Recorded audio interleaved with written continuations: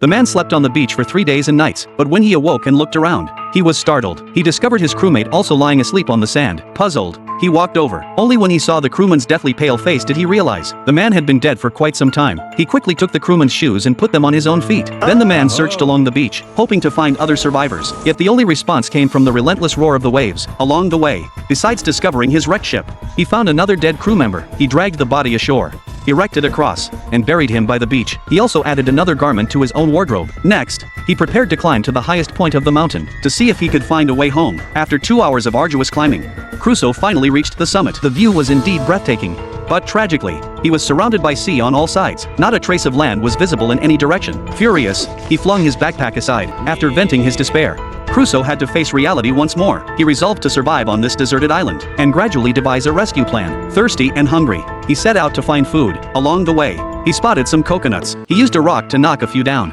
then smashed the stones with all his might. Through his efforts, the coconuts finally cracked open. He quickly brought one to his mouth, savoring the sweet nectar. After quenching his thirst, he sought a suitable place to rest. Unexpectedly, he heard the sound of a dog barking. Crusoe followed the sound and made a surprising discovery. His beloved dog, Sabina, was trapped inside a cave. This discovery filled him with joy. Without hesitation, Crusoe leaped down the rocky slope. He scolded the dog for being so foolish, while the dog lay on the ground, apologizing to its master. With his companion by his side, Crusoe felt less alone. He then used flint to start a fire. Having gone 3 days and nights without food, he could only rub his hands together, enduring the hunger. Despite this, he and the dog slept soundly until dawn. Upon waking, he prepared to return to the ship to gather supplies. Though the waves were fierce, he resolutely plunged into the sea. The dog, deeply worried for his safety, howled incessantly. Crusoe quickly signaled that he was fine. After immense effort, he finally reached the ship. The only living creatures on deck were a few rats. He then broke the iron chains securing the cabinets. Opening the doors, he discovered numerous muskets. Inside the boxes, he found many gold coins. Then he discovered a large quantity of red wine. This find thrilled Crusoe immensely. He prepared to take a few sips,